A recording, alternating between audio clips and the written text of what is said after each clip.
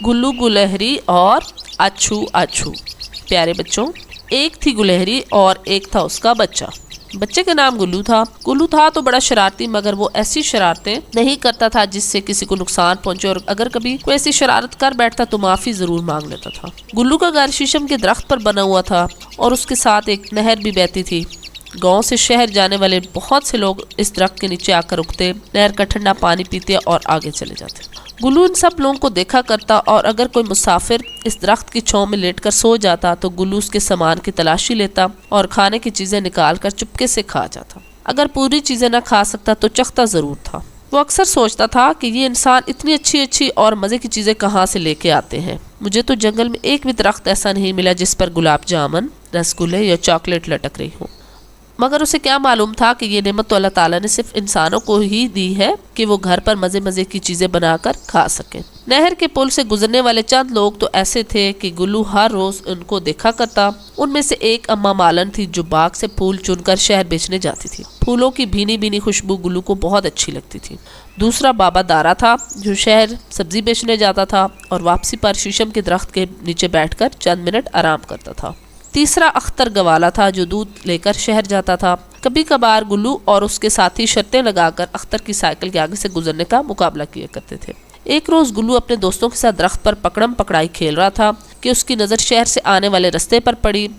एक आदमी साइकिल के पीछे एक बड़ा सा डब्बा रखे आ रहा था। गुल्लू और उसके साथी खेल छोड़कर उस आदमी को देखने लगे, क्योंकि उन्होंने इस आदमी को पहले कभी इस रास्ते पर नहीं देखा था। वो आदमी आहिस्ता आहिस्ता साइकिल चलाता हुआ शहर से आ रहा था। ये कौन हो सकता है? गुल्लू ने सोचते हुए कहा। मुझे पता है ये कौन है, गुल्लू का दोस्त बोला। बताओ फिर, गुल्लू ने कहा। ये फेरी वाला है और शहर से चीजें बेचने गांव तक आया है, दोस्त ने बताया। मगर तुम्हें कैसे मालूम है? गुल्लू ने पूछा। दोस्त ने कहा, मुझे पता है क्योंकि इसकी साइकिल पर जो बड़ा सा डब्बा रखा हुआ है इसमें तरह तरह की चीजें होती हैं। कल इसके डब्बे में से एक मूंगफली गिरी थी जो मैंने चखी थी, बड़ी मजेदार थी। अच्छा, इसके डब्बे में खाने की चीजें होती हैं, आज फिर तलाशी लेंगे इसकी, गुल्लू ने खुश होकर कहा। सख्त गर्मी का मौसम था। नहर पर पहुंचकर उस आदमी ने अपनी साइकिल शीशम के दरख्त के साथ खड़ी कर दी और खुद नहर पर पानी पीने चला गया। गुल्लू तो पहले ही मौके की तलाश में था। वो फौरन एक शाख से दूसरी शाख पर होता हुआ नीचे को दौड़ा। उसके दोस्त जरा डरपोक थे, वो ऊपर ही बैठे रहे।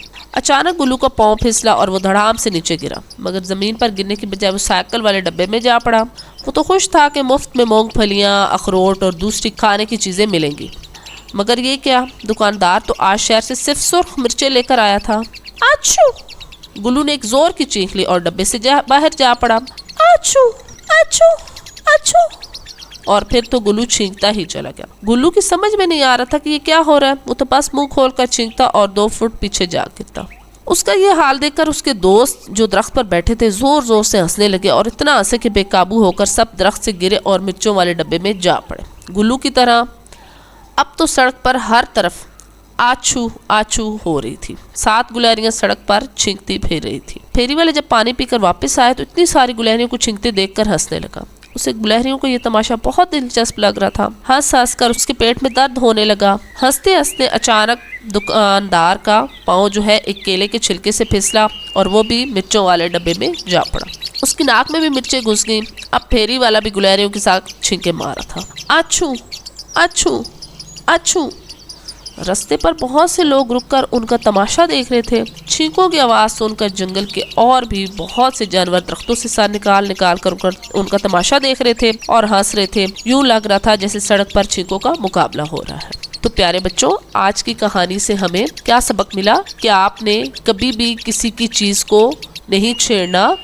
अगर आप किसी की कोई चीज देख लेते हो फौरन से उसको खोल के नहीं चेक करना। देखिए, गुलहरियों ने जैसे ही डब्बा खोला तो उसमें सुरख मिर्चें थी।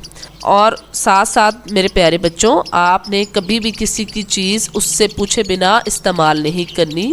कोई भी आपको चीज़ चाहिए तो आप सबसे पहले जिससे आप चीज़ लेना चाहते हो उससे इजाज़त लो कि हमें ये चीज़, इस चीज़ की ज़रूरत है, उसके बाद उसकी चीज़ वापस कर दो। प्यारे बच्चों, उम्मीद है आज की कहानी आपको पसंद आई होगी। मज़ीद अच्छी अच्छी कहानियाँ देखने के लिए मेरे चैनल को सब्सक्राइब करो, साथ साथ लाइक और शेयर भी ज़रूर करो। अगली कहानी तक के लिए अल्लाह हाफिज़।